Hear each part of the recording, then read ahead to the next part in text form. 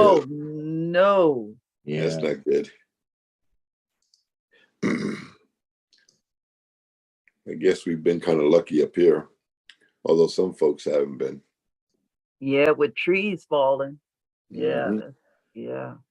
Yeah, I'll take a leak over a tree. Yep. Yeah. Thank you. Yes. Amen to that. Any day.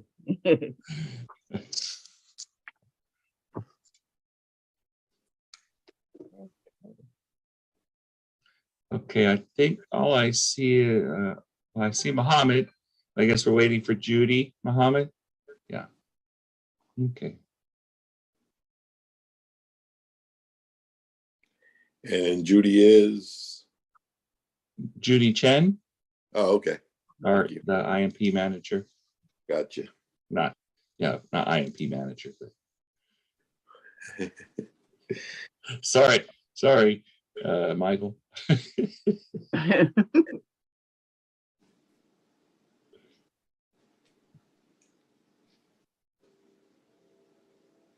Anybody know where she is? She's here. Oh, yeah. Okay, good.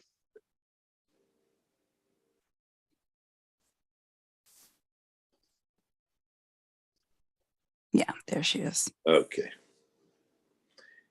As soon as she pops up, we can begin.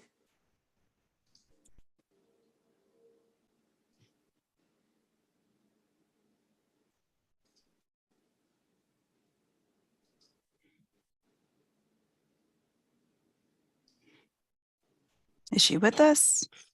Yeah, I believe so. I see Yep. her face. Okay, I see her face. So you are ready to get going? Yep. Go right ahead. Hi, Okay. Judy. It is 10:01 a.m. Calling the roll.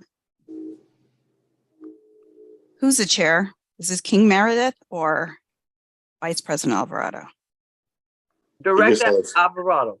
Yeah, I guess I'll assume chair today, but Yes. I don't Okay. think we have This one is really. what I was just told this morning. Okay, Chair Alvarado. Here. Director King Meredith. Here. Okay. We have a quorum. Next item, public comment. Items not on the agenda. We have not received any written comments. And just so, I'm sorry to interrupt, but just so, this is my first meeting back with this committee in a while. So why don't we just go around and introduce ourselves and let me know exactly what everybody's doing. As next month, I guess I'll be on this committee.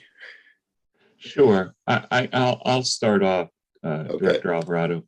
And yes, on January 11th at our board meeting, we'll be going over committee assignments, and President Suddath will be working with the whole board, but the assignments will be made. And but today, what we're doing, you mean what we're all here for today and what we're talking about? Is that what you wanted, Director Alvarado? That, and also what everybody's role on the committee is. As far as the role, from a board perspective or Yes. staff? For board staff specifically. I know Annie and I are going to be on the committee, but staff specifically. Okay, good. I was gonna say from a board perspective, it's pretty simple. There's two members and one of you is the chair, and on Wednesday we'll figure out what it looks like for the year. But part of this is the alternate, for former director Cepeda. Okay, we have Aaron, who is our department director for water quality, and if he wants to say his full title, that's fine.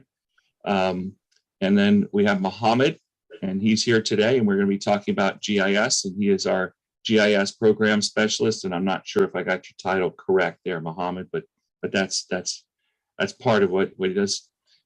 Myself, deputy general manager. Judy is the manager of the infrastructure, and what do we call it? I'm spacing out this morning. I've just been in there trying to fix my roof, and I'll run in here. So sorry. Go ahead, Judy. Why don't we do it that way? So the title changed. Thank you, sir. So I'm Judy Chen, Planning and Support Services Manager, reporting to Infrastructure and Planning Department. Planning and Support Service. I couldn't get I was spacing it out there. And then I think that's all we have here today. the roles, and other than Nicole, and I believe everybody knows Nicole and what her role is. But We should, right? yeah. So a rather awkward summary there, Director Alvarado. I'll be a little smoother on Wednesday, hopefully. No If problem. you have any questions, let me know and I'll try again. Appreciate that. All right, we can continue. All right. All right, the first item on the calendar is the public comment section, items not on the agenda. We have not received any written comments, nor do we have any attendees. Therefore, we have no public comments at this time. All right, seems pretty easy. And I'm sorry, I even missed the obvious, but of course, Carissa here is our district clerk for the meeting. I didn't specifically mention that. So I'm sorry, Carissa. Thank you. I think we all know her as well. I know, but I felt I failed. Okay, next item, matters from staff, general manager, minutes. Approve the regular committee meeting minutes of May 10th, June 14th, October 11th, and November 8th, 2002. We did not receive any written public comments on this item, nor do we have any attendees, so there are no public comments at this time. Okay. Director Meredith, any questions with this or issues? No questions. Chair Alvarado, no questions. All right, so can I get a motion to approve the minutes? Yes, I would like to move to approve the minutes. All right. And it's been presented. All right, I'll second, and I guess that's enough. That's all we need, correct? Yes, that's all we need. All right. Okay. Next item, please. Next item, review of GIS program and 5-year GIS strategic plan. We have not received any written comments, nor do we have any attendees. There are no public comments at this time. Judy Chen to present. All right. And if I can start off very quickly. Yes, we'll have Judy Chen, our Planning and Support Services Manager. Yeah, I got it right. I just want to note that this is an update on the GIS program and the 5-year strategic plan. And Judy, is there any intent of taking this to the board from the standpoint of adoption by the board, a formal adoption? Yes, sir. Okay. That's correct. All right. So, but here today, we're just going to go over that with you, and I'm going to turn it over to our professional staff, who hopefully won't bumble around as much as I have the last couple of minutes. Go ahead, Judy. Thank you, sir. Good morning, Chair and member of the committee. Again, my name is Judy Chen, Planning and Support Services Manager. The item today before you is the presentation of the Geographic Information System Program Review and Strategic Plan. The strategic plan is a comprehensive geographic information system document that lays out the path to address the vulnerabilities and shortcomings of the current system. This document is the collaborative assessment made by our internal staff with the support of the Environmental System Research Institute, also known as ESRI. Staff identify a need for a comprehensive strategic plan and contracted with Geographic Technology Group, a consultant with experience developing a strategic plan for other public agencies. At this time, I'm going to hand it over to the GIS program analyst, Mohammad Gori, to present the GIS program review and strategic plan.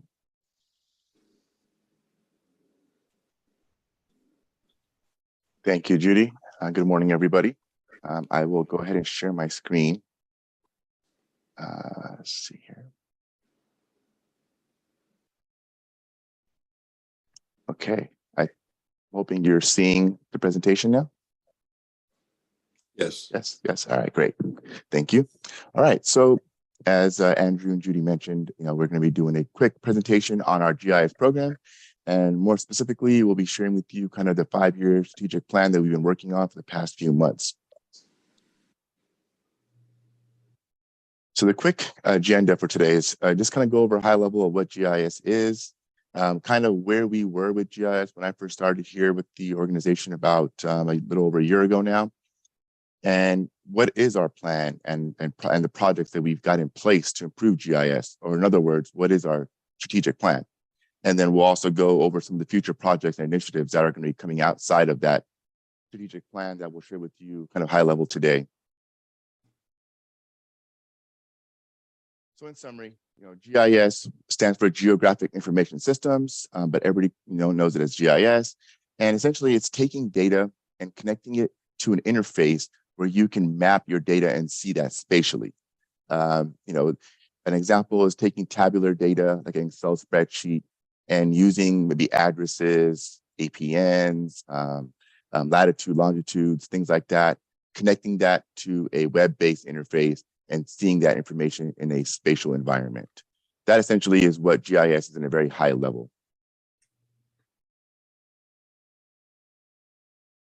So what were we working with before we really started looking at GIS in more detail? Well, here's a list of a lot of the high level things that we found as concerns in our GIS system. And it all really boils down to, in summary, reliability, accountability, a central location of our data. We were using a lot of paper-oriented processes when we had data in GIS, but no one knew where it was.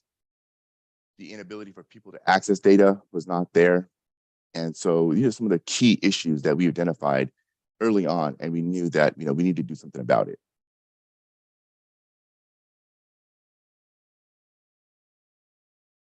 So what's our plan and projects that we're considering? So we have 4 essential cornerstones that we can kind of lump this into. And the first one is our GIS foundation. We need to be able to provide the data to our staff.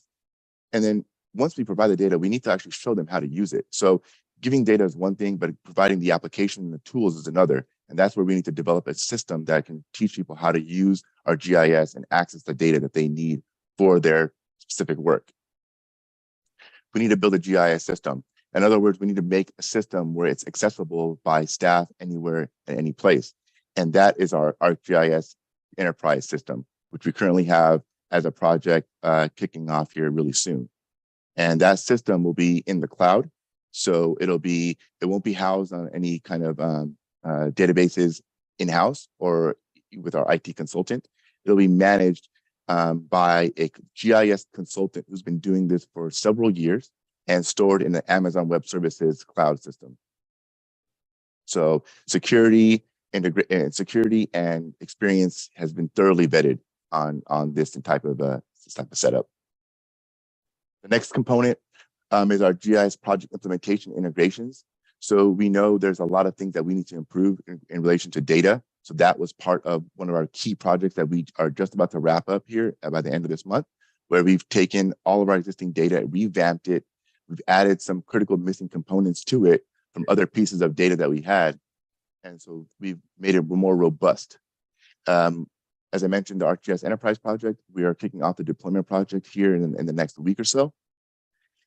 We're also looking at the treatment plant. The treatment plant has tons and tons of data that we want to bring into GIS. And for 2 reasons. 1, because we want staff to be able to access that GIS data. But 2, in a future project, which is our CMMS, which stands for Computer Maintenance Management Program, which essentially holds all of our asset information, our preventative maintenance schedules, our and other related work that we're doing to assets. All that information is stored in what they call a CMMS system.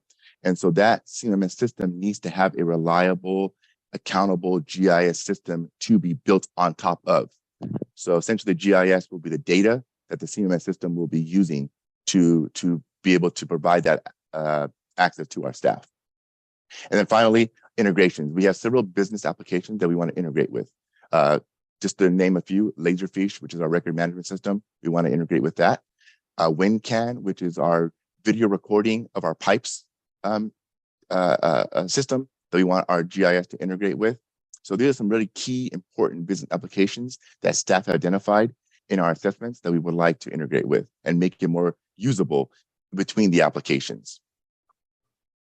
And then lastly, GIS development. So within the 5-year strategic plan, we've identified a lot of initiatives, a lot of projects. Well, now we need to put pen to paper and let's go ahead and figure out what do these initiatives look like? Let's put them on a roadmap.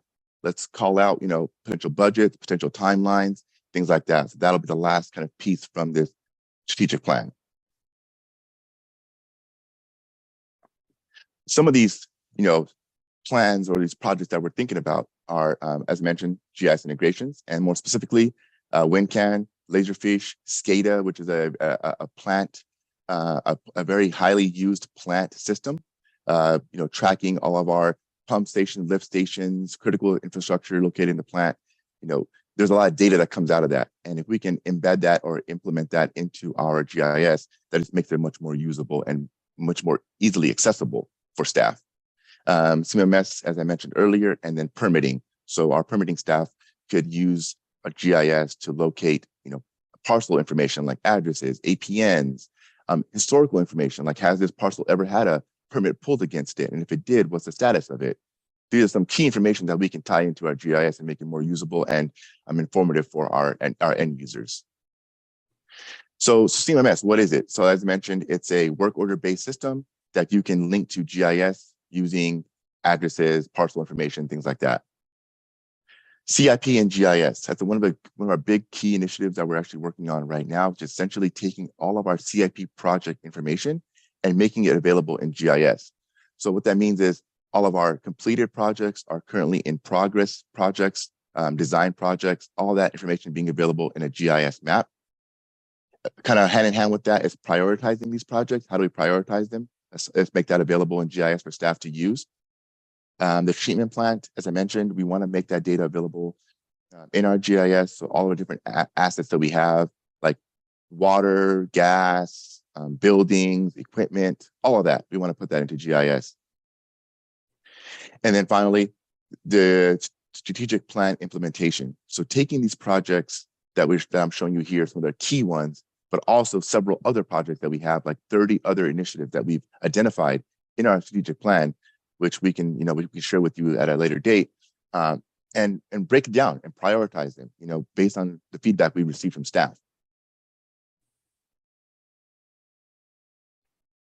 So what does our future state of GIS look like? So one of the main things that we want to do is really be able to provide access to the entire, or to the organization, but more specifically to staff that need GIS. We want to be able to provide that to them in a quick, reliable, and efficient way. We want to be able to implement this technology, this new Esri technology, this GIS technology, to our departments that are looking for GIS, namely collection systems, our plant operations, our maintenance staff who are doing field work. We want to give access to them using their iPhones, their tablets, their laptops, whatever it is that's convenient for them to use. We want to be able to give them that access. Most critical of everything, as it relates to data, is accuracy. If our data isn't accurate, then it's not really worth anything that it's written on. So, we want to be able to make sure that it's reliable and accurate, so that when they're using this data, the work that they're doing is proper. And finally, we want to be able to assist. We want to be able to use GIS to assist our departments, our divisions, in doing their work more efficiently, properly, and quickly.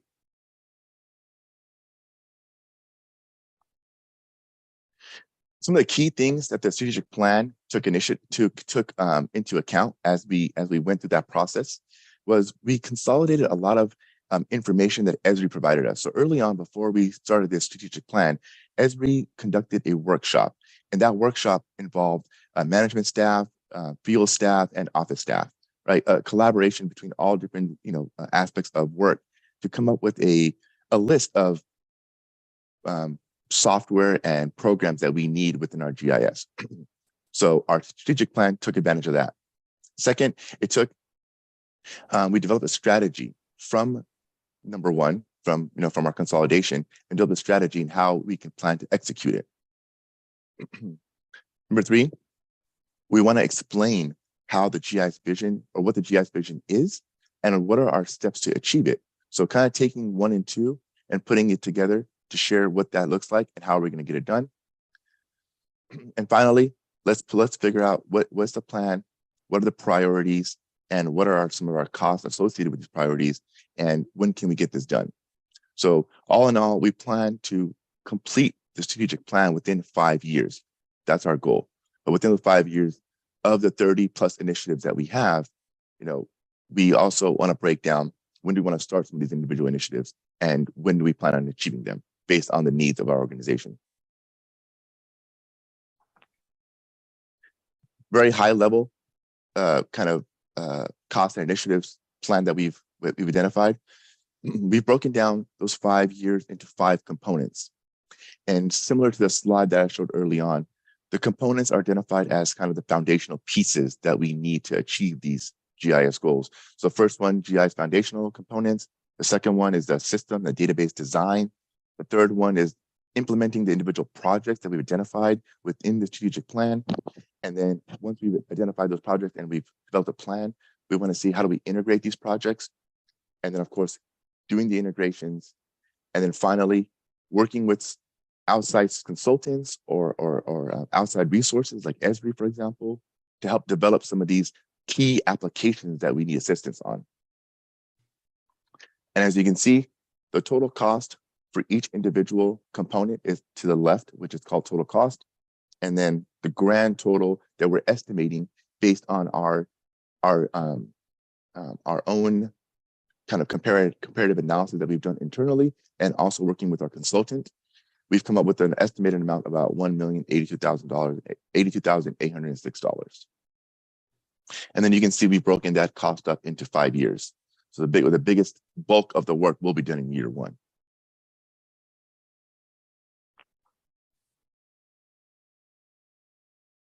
And that was our presentation. So I just wanted to kind of open it up to the floor if any questions, or if you'd like me to go back to any of the slides, I can go back and elaborate if you would like me to.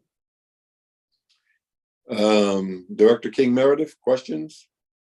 Yes, I do. All right. Thank Go right you, ahead. Chair Alvarado, and thank you, Mohammed, for that wonderful presentation. I did get a chance to go through what was given, and I just had a couple of questions about the 5 year and what to be actually presented. Now, I saw within the document that it says a year 1 or 2, the GIS will develop its own system, and that the GIS will, and for 3 and 4, its growth of, for space, develop the phase. So have we started already? But this started in 2020, from my understanding? Yes. Okay. Yeah, Director Meredith, that's correct. We started this process back in 2020, Okay. a little before I got here, actually. And since then, we've taken what the bulk of what was done back in 2020 was the Esri, which is our vendor, our GIS vendor, came in and did a workshop with staff, and that kind of kicked off this what you see here now. Okay. And so I took that document, working with staff. We created another internal kind of audit of our data to see if we want to achieve what Esri is technically trying to get us to, how do we get there? Because there's a lot of different steps in between that we need to achieve. And that's what we are trying to accomplish here in the strategic plan, is that in order to accomplish those projects, we need to build ourselves to a certain point to be able to implement and take advantage of that technology that Esri is recommending. Okay. And then my other question, sir, for its growth, the growth phase that we're looking at between the 3rd and the 4th year, where are we there for the growth at this point for implementing? We are in the very early stages. Okay. Because one of the key things that we needed to do was really build an enterprise, be able to provide an enterprise-based system. And that really is going to be the foundation or that our GIS is going to sit on. And that will allow us to do a lot of these other things that we want to do, like integrations, like implementation of some of these key initiatives, being able to provide this data out in the field, for example, in real time, it wouldn't be like a static representation of our data. It'd be real-time data that as we're updating and changing things in our GIS database, staff will see that in real time out in the field. So that all is hinging on our enterprise system being deployed. Okay. And now I'm getting ready to move away from the strategies and the phases. And I just have one more question. Sure. As I was looking through it, I saw that it was actually mentioned about this GIS system will be part of implementing for the city storm drains and look at partials and looking at the land ownership information that with the data will be able to compile, and you see what is being plugged up here for the sewage line and the whole bit. So where are we at with that? Are we using it now for this rainy weather, or are we just still working on this phase? Yeah, great question. So all that data you mentioned, it comes from our sister agencies. So the storm drain comes from our cities. So I actually work directly with some of our sister agencies, GIS staff to get that data. And then I'll add that data to our database. That is technically static data because it's not our data. Same thing with the parcel information that comes from the county. So my co-part at the county provides that information on a monthly basis. And on a monthly basis, I will update our, a static record of it in our GIS system. So those two sets of data do come from external resources, but they are currently being shown in our GIS. Yes, and they will continue to be shown as long as, that's something that management feels that we need to continue to be able to provide to our staff in the field. Okay. Thank you so very much. You're welcome. Chair Thank you. Barato, I'm done. Thank you. You're done. Okay, thank you so much. My question is this for the entire staff, or which staff primarily will be accessing this system? Great question, Dr. David. So Judy and Andrew, please correct me if I'm wrong here, but our goal is really to provide this to staff, whoever needs access to it. In my experience, typically, in a wastewater organization, you're going to look at a collection system staff are going to need access to it. You're going to need your CIP staff, or in our case, our capital portfolio division will need access to it. We are working with the treatment plant data. So our treatment plant will want access to it and need access to it, especially with the CMMS project coming on board soon. That will be essentially a requirement for the CMS system to have the GIS integration with it. So these are the three key departments or divisions that within our organization that would probably need access to GIS. Mm-hmm. And thank you, Mohammed. Another part of that, and what Mohammed touched on first, was access, basically everyone being able to access certain portions of it or for certain purposes. It can be accessed for the purpose of creating maps and visuals for board meetings. So anyone might want to do that. It will be used for updating and providing clarity and some better information on our website. The critical ones, like Mohammed said, are the integration with the work order system for operations, maintenance, and collection systems, but also capital projects on anything to do with land ownership and easements, any work that they do there on their capital projects, having the data from the other agencies in our own system and knowing that the data is reasonably good that we're getting from the other agencies. It makes it easier to plan those projects and help map out what the designs will look like. So it integrates with pretty much all aspects of our other work order systems and visuals and other uses. There's all sorts of different things that we can do with presentations and different layers that Mohammed alluded to. And so you'll be in the future, hopefully seeing some better improved graphics along that lines. Like when we can show on the, you've seen some of those diagrams on the inflow reports, for example, and we can show where have we done work in the last 5 years on the capital project and show that layer. What did it look like before? Where are the force mains? And each of those can be a separate layer during a presentation.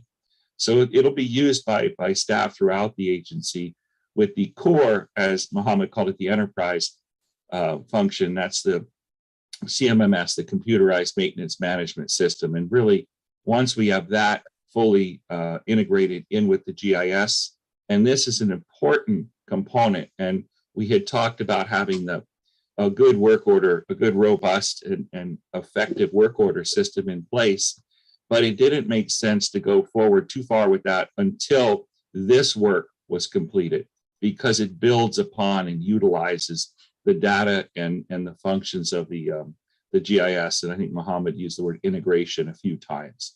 The two programs really need to integrate and cooperate well with each other. So hopefully that answered your question. The simple version was everybody is going to use it to some degree, but they'll have varying level of access and various needs that they will use. No, that did answer my question. And I think I know the answer to this, but just want some clarity. What year are we in right now? Would we consider to be in? We are technically in pre-year one. So, with your approval and adoption of this, we would be essentially year one, starting off. What I thought. Yeah. And then the cost associated so far. How much money have we spent on this so far? Some of the big initiatives that we've accomplished thus far that are related to this are the GIS improvements projects that we are currently going on. And that was roughly about $68,000. And we're just kicking off the next big piece, which is the ArcGIS Enterprise deployment. And that's a combination of licensing that we needed from Esri, which is our GIS vendor. And that was roughly, Judy, you can correct me if I'm wrong, but it's like 22,000, I believe, for year one. And then another about 25,000 for implementation and deployment of our ArcGIS Enterprise system. And do we anticipate that the grand total is going to exceed that 1.8, 182 million, or do we budget the right amount for this project? This is a very educated, estimate based on our consultant who helped us with this strategic plan. Okay. They've done several of these for a lot of different water agencies, and so we're really kind of we worked a lot with them, and we feel comfortable with these numbers. It's just that the GIS technology changes so rapidly. Like what we see in year one technology could be totally different what we see in year 5. And so, I'd like to say I think we're close, but for me to say we're, very accurate with the number, it'd be hard for me to say that just because the technology can change so rapidly. But I feel pretty comfortable with this number. Okay, that's important to let the board know when you present this to the board, not just this committee, the entire board, that the prices can fluctuate, and just let them know about the possibilities, just in case.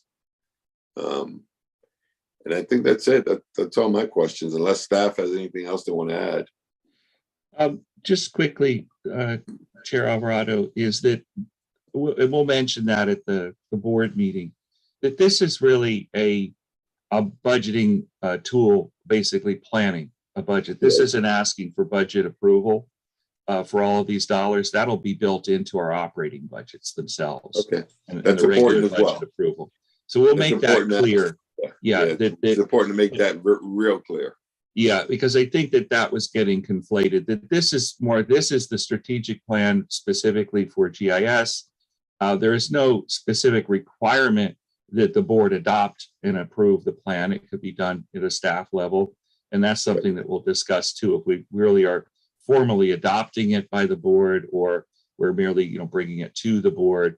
But we'll discuss that and make sure we're clear on that, as well as the budget. Because if you're adopting and approving it and you have a budget table in here, does that mean you're approving the budget? And that's really not what we're asking for on the budget. This is more of a planning level budget, and the details of the actual costs will be built into our operating budgets. Sounds good. So what do you need from us? You need us to motion this and approve the presentation to the full board? We really don't need anything other than questions, discussion, and that yes, that we're going to move this on to have a discussion at the full board. All right, sounds good. So Director King Meredith, would you like to make a motion? We move it to the full board.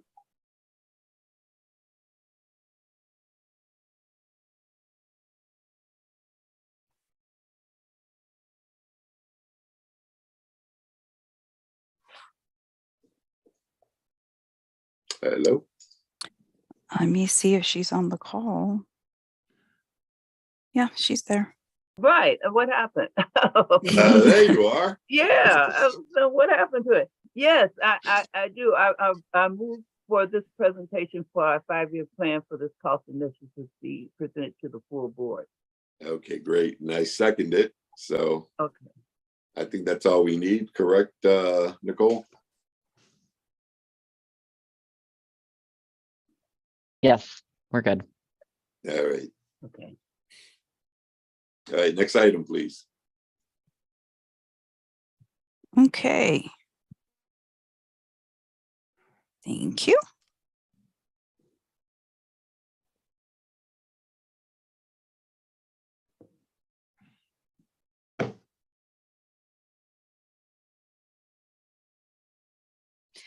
Okay, matters from members of the committee, reports on issues or matters pertaining to the work of the committee.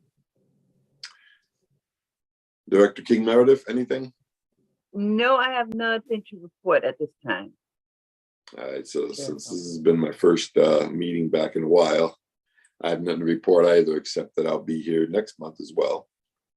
I'm not sure, Director King Meredith, are you going to be on this committee or are you going to be on the other committee? Well, I'm going to be on this one. I started with our former president, Cepeda, with this. He appointed me with this committee. And yes, from my understanding, I will be on this committee with you. Okay, very good. All right, so I guess we'll both see you next month. Yes, sir. And in regards to that item, we did not receive any written comments, nor do we have any attendees on the call. So there was no public comments for that item.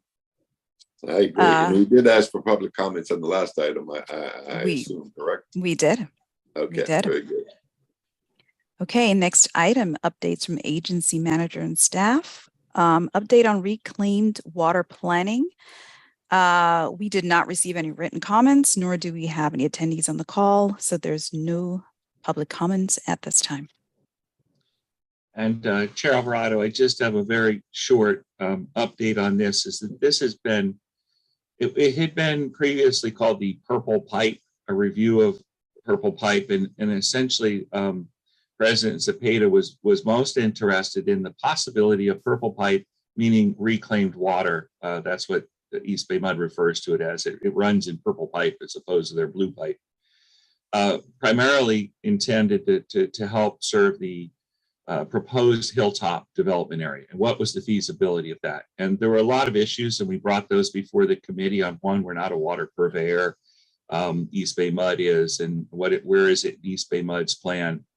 But I just wanted to provide the update. We'll come back next month and talk in a little bit more detail and figure out what approach we want to take. But what we had talked about was taking a longer term and a more comprehensive review of reclaimed water planning for West Contra Costa County, because we have to include the city of Richmond, and we have to include East Bay Mud. We don't have any additional water that we can deliver. We're contracted to East Bay Mud to deliver all the water that we're permitted to treat, and they are the water purveyor. And also, does it make sense to build purple pipe infrastructure, or does it make sense in a longer term to utilize the existing distribution system when the rules change regarding direct reuse of direct potable water reuse? In other words, being able to use our wastewater in the potable water system. And every location is different. In Santa Clara Valley, they can put it into percolating basins and it saturates down into the aquifer. We don't have an aquifer in our area that we can do that with. We don't have the same kind of soils. So we've talked to East Bay Mud. We met with the general manager and their water planning manager. They're going through an update of their master plan on water planning right now. And we're going to coordinate and work with them. There's a possibility of entering into an MOU with East Bay Mud regarding reclaimed water and long-term how we can participate in basically the idea is how can we reclaim more of the water in West Contra Costa County. But the reality is the bulk of that water is coming from Richmond's treatment plant. And right now, the water from Richmond's treatment plant is not even suitable for purple pipe because most of that is used for irrigation. That's what it's used for. It's too salty. And so you can't really utilize that water. Right. If it's treated further and then ultimately has a higher, end use, meaning potable water, it could be further treated but at a cost. And so that we're really talking about some significant interagency agreements, just putting in purple pipe and then saying, but where's the water? We could have the infrastructure, but we don't have any water to put into the pipe. Is that really the direction we should go? And we will look at that as part of a more comprehensive evaluation. And that's what we were proposing. And we talked about it in the last committee meeting. I know that former President Zepeda is going to continue to be interested in this and will want to work on it. I know that President Sutton also is. So we really want to coordinate and look at this on a much more comprehensive and longer term planning horizon, as opposed to basically deciding ahead of time that the answer is purple pipe. How much will it cost? Let's look at reclaimed water as a whole and water planning as a whole and decide what is the most appropriate direction for us to go, rather than just trying to figure out what the cost of that one entity was. For example, if we sent purple pipe to San Pablo, what are they going to use it for? There's not a lot to irrigate, and it's an expensive infrastructure. Everybody loves it. Everybody supports it from the standpoint of more reclaimed water, absolutely, and get it out there. But what makes the most sense from a financial and a use standpoint? And so I think that that's where coordination with East Bay Mud is probably our best bet to figure out how that works. Even the permitting process for the Hilltop development, they will have to get a permit from East Bay Mud for that additional water use that would happen there. And then if we're talking about possibly delivering the reclaimed water, well, who is it that they're supposed to be working with? The existing water purveyor or this one that maybe will exist in the future? And so we have to pay attention to that. We don't want to create confusion on the ground as well, because that could actually impede development as opposed to assist it. So all of these are the types of questions that we want to address. We had thought at one point of coming forward to the board and saying, well, let's get a couple $100,000. We'll go out with an RFP. We'll hire a consultant, and we'll go forward with some kind of a full analysis of purple pipe and reclaimed water. We may or may not be asking for it that way, depending on how our additional conversations with East Bay Mud go, as well as City of Richmond. We have to negotiate, as we've talked about at the board and at the West County Agency, all of our various operating agreements with the City of Richmond regarding treatment of sludge and the handling of leachate and water back and forth between the two plants. So there are a whole lot of moving pieces on these agreements and the plans, and we have to coordinate with the City of Richmond on the reclaimed water effort, because that is the single biggest source of potential water that's there right now, short of capturing stormwater and trying to then treat that. But that's a whole nother thing. That's what East Bay Mud's doing in the hills with the San Pablo Reservoir, for example. I mean, that's really not the business that we're in. But the water that does come to us, how can we make sure more of it is reclaimed and used for a better use? That's what we really want to take a look at. And there are some opportunities there. There's a lot of water that gets discharged to the bay still from the Richmond treatment plant. And how can we be a part of helping Richmond and coordinating with Richmond to make that happen? I think that that's really what we're going to be looking at the most.